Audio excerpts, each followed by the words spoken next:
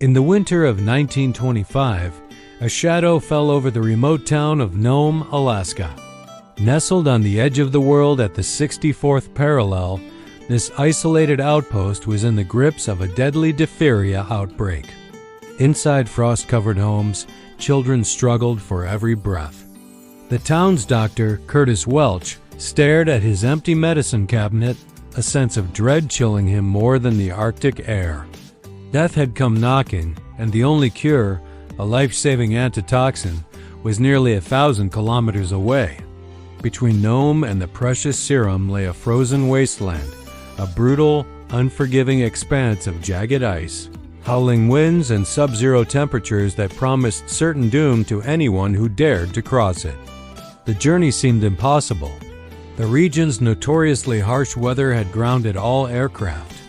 The only hope was a relay of sled dog teams, a desperate chain of mushers and their animals fighting against time and nature itself. Team after team battled through the storm, passing the precious cargo from one sled to the next, each leg of the journey pushing them closer to their physical limits. The world watched, holding its breath, as these brave souls ventured into the heart of the storm. But as the relay neared its final, most treacherous leg, the blizzard intensified into a full-blown whiteout, with wind chills plummeting to a terrifying minus 65 degrees Celsius. The fate of Nome now rested on the shoulders of one final musher, Gunnar Kaizen, and his team of Siberian Huskies. Leading this team was an unlikely hero named Balto.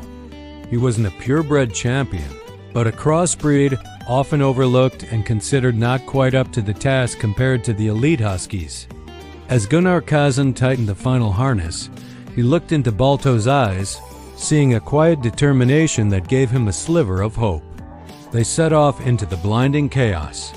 The wind screamed, and the snow fell so thick that Kaizen couldn't see his own hands in front of his face.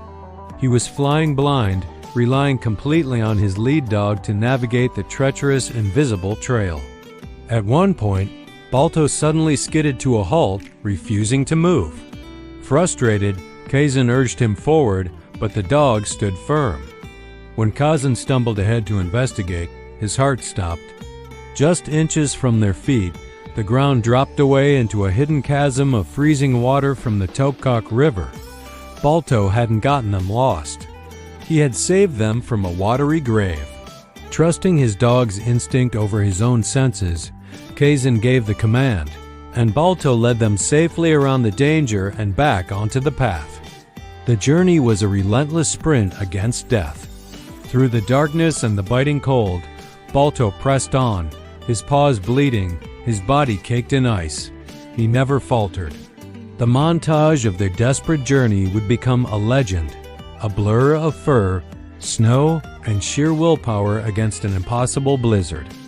After more than 20 hours in the storm, just as the first faint light of dawn broke over the horizon, a figure emerged from the blizzard.